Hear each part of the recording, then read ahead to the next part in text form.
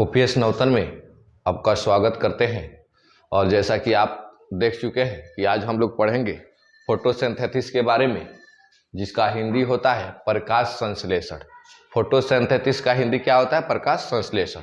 और बहुत ही बारीकी से देखेंगे। उम्मीद करते हैं जो चीज़ आपको बता रहे हैं आपको छोटे छोटे क्लासों में तेजी में बता दिया जाएगा। तो परिभाषा पहले जानते हैं, प्रकाश संश्लेषण क्या है। प्रकाश संश्लेषण एक ऐसी क्रिया है जिसमें प्रकाश ऊर्जा को रासायनिक ऊर्जा में बदला जाता है। प्रकाश संश्लेषण एक ऐसी क्रिया है जिसमें प्रकाश ऊर्जा को रासायनिक ऊर्जा में बदला जाता है, या फिर कहें जिससे प्रकाश संश्लेषण एक ऐसी प्रक्रिया है जिससे पेड़ पौधे सूर्य की उपस्थिति में वायु से कार्बन डाइऑक्साइड ग्रहण करके जड़ से खनिज लवण ग्रहण करके अपना भोजन बनाते हैं। फिर से याद रखिएगा, प्रकाश संश्लेषण एक ऐसी प्रक्रिया है जो सूर्य की प्रकाश की उपस्थिति में हवा से यानी वायु से कार्बन डाइऑक्साइड ग्रहण करके जड़ से मतलब पेड़ के जो जड़ होता है उससे खनिज लवण ग्रहण करके ये पेड़ पौधे अपना भोजन बनाते हैं। उसको हम क्या कहते हैं? प्रकाश संश्लेषण कहते हैं। परिभाषाएं दो तीन आपको बताए, जो चीज आपको याद रखना है। प्रकाश संश्लेषण के दौरान कुछ समीकरण होता है जिसके बारे में जानना जरूरी होता है। उसमें जानेंगे क्या? पहले वाला जो समीकरण है उसी के बारे में कि 6CO2 प्लस 12H2O, और जब ये क्रिया कराएंगे तो किसके? सूर्य की प्रकाश की उपस्थिति होगी, फिर क्लोरोफिल की उपस्थिति होगी, क्लोरोफिल। तो बनाएंगे क्या? कि आपको बनाएंगे ग्लूकोज कहिए चाहे कार्बोहाइड्रेट कहिए, तो C6 रहेगा, H12O6 plus 6O2 plus 6H2O। H2O का अर्थ होता है जल, और इसको हम लिख देते हैं ग्लूकोज कहें चाहे कार्बोहाइड्रेट कहें। क्या कहें इसको? ग्लूकोज कहें या फिर कार्बोहाइड्रेट कहें। ठीक है, तो देखिए, अगर कहें कि 6 गो कार्बन डाइऑक्साइड मिलके और 12 गो जल मिल करके ये सूर्य की प्रकाश की उपस्थिति में क्लोरोफिल की उपस्थिति में कार्बोहाइड्रेट का निर्माण करते हैं, और ऑक्सीजन यहाँ पे रहेगा। ऑक्सीजन 6 गो जो है एक बाहर निकाल लेते हैं, और प्रकाश संश्लेषण की क्रिया में आगे हम समझा रहे हैं कि कैसे ऑक्सीजन बाहर निकलता है और कैसे जल बाहर निकलता है। ये चीज आपको यहाँ से दिखाई दे रही होगी, उम्मीद करते हैं कट नहीं रहा होगा शायद। चलिए, ठीक दिखाई दे रही है? ठीक है, ये क्रिया होती है। लेकिन इसमें देखिएगा, क्लोरोफिल के कारण जो होते हैं पत्तियां जो होती है हरी होती है। क्लोरोफिल के कारण क्या होते हैं? पत्तियां हरी होती है। लेकिन ध्यान रखिएगा, पत्तियां के साथ साथ जड़ें भी हरी होती है, जो एक तरीका से कहे प्रकाश संश्लेषण की क्रिया में मदद करती है। आप सोच रहे होंगे कि ये कैसे? देखिए क्या, एक विभिन्न मौसम में चाहे कभी जिस पेड़ में पत्तियां नहीं होती है उस जड़ को आप काट के देखिएगा, चाहे पत्तियां किसी कारण बस झड़ जाए तो जड़ को काट के देखिएगा, उसको छल्ले को उतार करके वो भी हरा कलर की दिखाई देती है। तो वो भी जब पत्तियां नहीं रहती है तो जड़ जो रहता है वो हरा कलर का रहता है, वही भोजन बनाने का काम करता है। तो क्लोरोफिल जो होता है किस में होता है? हरे पेड़ मतलब पेड़ पौधे में भी होता है, उसके जड़ में भी होता है। ये सिर्फ पौधे मतलब पत्ते में नहीं कर सकते, जड़ में भी क्लोरोफिल होता है। ये कंसेप्ट आप समझते चलेगा, हम कैसे आपको बता रहे हैं। तो यह चीज यहाँ से याद रखना है। और इस दौरान जब प्रकाश की उपस्थिति में क्लोरोफिल की उपस्थिति में क्रिया कराई जाती है तो क्या बनता है? कार्बोहाइड्रेट बनता है, और ऑक्सीजन भी बाहर निकलता है और जल भी बाहर निकलता है। और ऑक्सीजन के बाहर निकलने की जो क्रिया है उसको हम क्या कहते हैं? प्रकाश संश्लेषण कहते हैं। याद रखिएगा, ऑक्सीजन जब बाहर निकलता है उसको हम क्या कहते हैं? प्रकाश संश्लेषण कहते हैं। और जब जल बाहर निकलता है तो उसको हम वाष्प उत्सर्जन कहते हैं। खूब बढ़िया से समझिएगा, जल जो बाहर निकलेगा उसको वाष्प उत्सर्जन कहेंगे, ऑक्सीजन जब बाहर निकलेगा तो उसको क्या कहेंगे? प्रकाश संश्लेषण की क्रिया कहते हैं। लेकिन आपको समझना कैसे, ये चीज आप देखिए। ये कार्बोहाइड्रेट जो होता है वो दो प्रकार के होता है, एक को कहते हैं कार्बनिक और दूसरे को कहते हैं अकार्बनिक। कार्बनिक जिसमें कार्बन की मात्रा होती है, अकार्बनिक जिसमें कार्बन की मात्रा नहीं होती है। तो देखिए, कार्बोहाइड्रेट है तो इसमें C है, मतलब कार्बन है, इसलिए कार्बोहाइड्रेट है। तो ये कार्बनिक हो जाएगा। क्या हो जाएगा? कार्बनिक हो जाएगा। कार्बन की मात्रा नहीं रहती तो क्या होता? अकार्बनिक होता। दूसरी चीज आपको ये सीखना है, ये तो बताया कि हरे पत्तों में और जड़ में भी क्लोरोफिल होता है, ये चीज हम यहाँ से आपको सिखाए। लेकिन कुछ ऐसी चीज जानिएगा कि प्रकाश संश्लेषण जो है नहीं तो ज्यादा तेज धूप में होगा और नहीं कम धूप में होगा, एक समान ताप पर बनाए रखने के लिए। तो उसमें भी दो प्रकार से आप हो सकता है।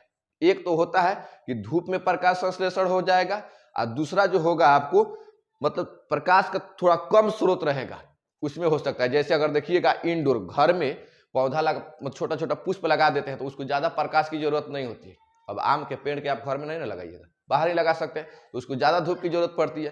और कुछ ऐसे पुष्प होते हैं जो हम घरों में लगा देते हैं, जिसको कम, एक तरीका से कहें कि रोशनी के बराबर उसको प्रकाश की जरूरत पड़ती है, तो उसको हम क्या कह दें, इंडोर कह देते हैं। आउटडोर उसे कहते हैं जिसे तेज मतलब धूप की जरूरत पड़ती है। तो ये चीज हम यहां से सीखे।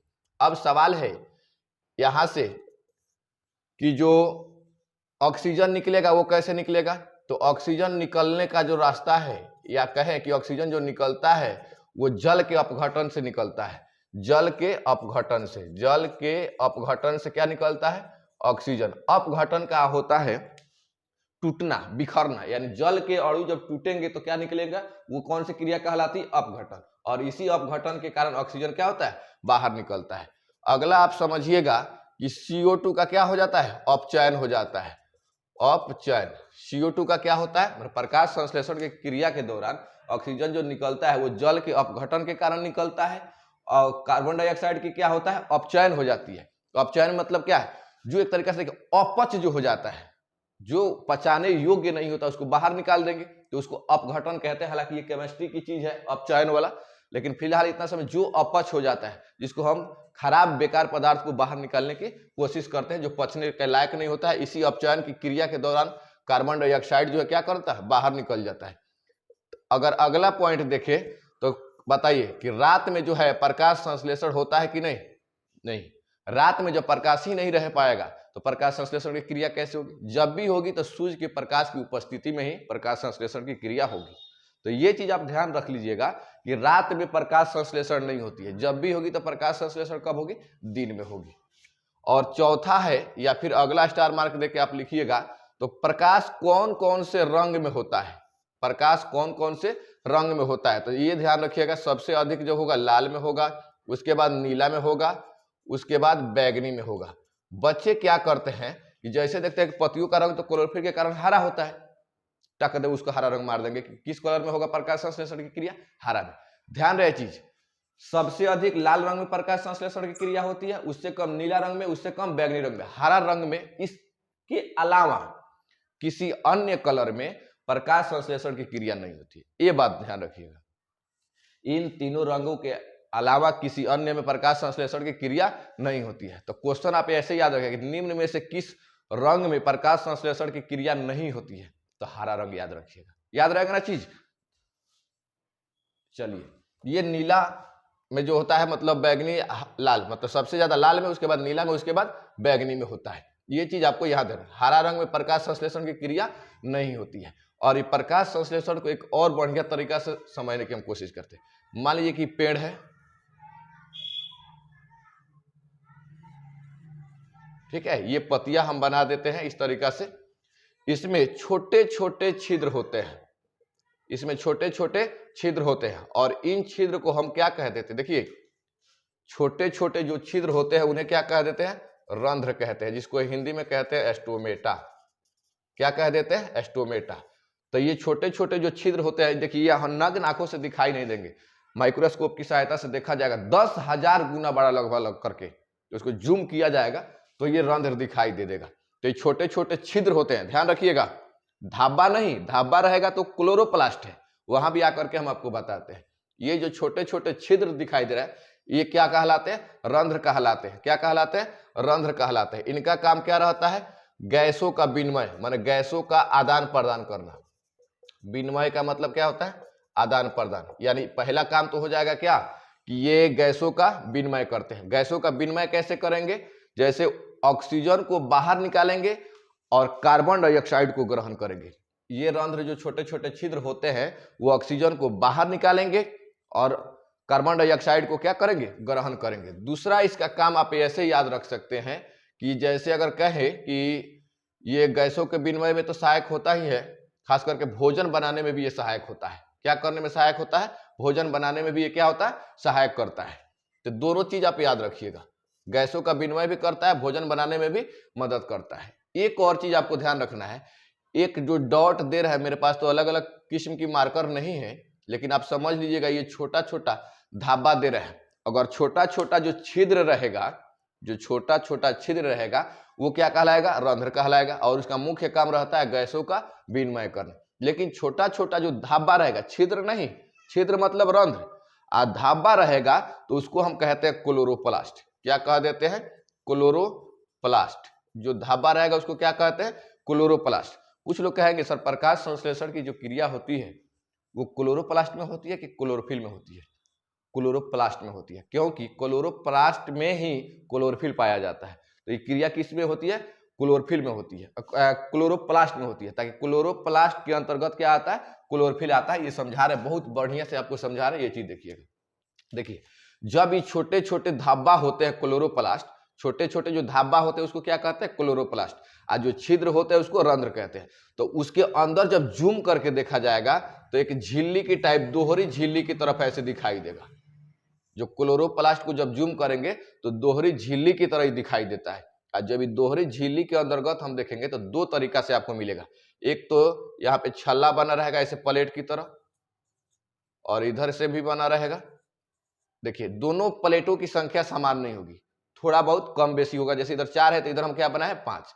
और इस झिल्ली के अंदर कुछ लिक्विड भरा रहता है। क्या भरा रहता है? कुछ लिक्विड भरा रहता है। तो जो लिक्विड वाला भाग है, जो लिक्विड वाला भाग है उसको हम कहते हैं एस्ट्रोमा। क्या कह देते हैं? एस्ट्रोमा। यानी जो क्लोरोप्लास्ट के अंदर जूम करके देखेंगे तो क्या मिलता है? दोहरी झिल्ली मिलता है। और दोहरी झिल्ली में कुछ प्लेट होते हैं, और उसी दोहरी झिल्ली में कुछ क्या होते हैं? जो छोटे छोटे होते हैं उसको लिक्विड पार्ट कहते हैं, द्रवीय अवस्था में होते हैं, जिसको क्या कहते हैं? एस्ट्रोमा कहते हैं। क्या कहते हैं उसको? हम एस्ट्रोमा कहते हैं। यहाँ पे लिख दिए हैं। तो ये एस्ट्रोमा एक चीज है। लेकिन सबसे पहले जो छल्ला है, ये छल्ला जो दिख रहा है, इसको हम कहते हैं ग्राना। क्या कह देते हैं? ग्राना। अब बताइए, ग्राना कैगो है? एगो और दूगो है। तो ग्राना की संख्या कैगो हो गई? दूगो। आप ऐसे याद रखिएगा। तो जो लिक्विड भरा है उसको क्या कहते हैं? एस्ट्रोमा कहते हैं। और जो प्लेट की तरह है उसको क्या कह देते हैं? ग्राना कह देते हैं। इस ग्राना को, मतलब एक एक प्लेट जो है, ये तो छल्ला जो है वो तो आपका क्या कर रहा है? ग्राना है। एक एक प्लेट को जब देखते हैं तो ये आपके क्या कहलाते हैं? थैलेकाइट। क्या कहलाते हैं? थैलेकाइट। क्या कहलाते हैं? थैलेकाइट कहलाते हैं। यानी ये जो छल्ला है उसको कहते हैं ग्राना, और एक एक प्लेट को जब लेंगे तो क्या कहलाएगा? थैलेकाइट कहलाएगा। और इस थैलेकाइट में होता है आपका क्लोरोफिल। क्लोरोफिल। इस क्लोरोफिल में होता है मैग्नीशियम धातु। तो ये क्रिया चलते रहती है। तो आप याद रखिएगा, जो क्लोरोप्लास्ट का जो है उपस्थिति में भोजन बनाते हैं पेड़ पौधे, और इस क्लोरोप्लास्ट की जब बात करेंगे तो जब जूम करके देखा जाता है तो एक दोहरी झिल्ली की तरह संरचना दिखती है। उसमें कुछ लिक्विड पार्ट भरा रहता है, द्रव भरा रहता है, और कुछ होता है प्लेट की तरह होता है, जिसको क्या कहते हैं? ग्राना। तो एक ग्राना और दो ग्राना। और इस ग्राना के अंदर क्या होता है? थैलेकाइट होता है। और इस थैलेकाइट में क्या होता है? क्लोरोफिल होता है। और क्लोरोफिल में क्या होता है? मैग्नीशियम होता है। और लिक्विड वाले पार्ट को क्या कहते हैं? एस्ट्रोमा कहते हैं। उम्मीद करते हैं ये चीजें आपको समझ में आई होगी। आप लोग रटा रटाया, जो साइंस रटने वाली चीज नहीं है, कंसेप्ट समझा जाता है। सबको यही पता रहता है क्लोरोफिल के कारण पत्तियों का रंग हरा होता है, बस काम समाप्त। ये कंसेप्ट आपको कोई नहीं बताया होगा। तो ये चीज समझना है। तो प्रकाश संश्लेषण की क्रिया है। हम बताइए दिए, जब ऑक्सीजन निकलेगा तो उसको क्या कहेंगे? प्रकाश संश्लेषण कहेंगे। जल जब निकलेगा तो उसको क्या नाम देते हैं हम? जब जल निकलेगा तो उसको वाष्प उत्सर्जन के नाम से जानते हैं। थैंक यू, धन्यवाद।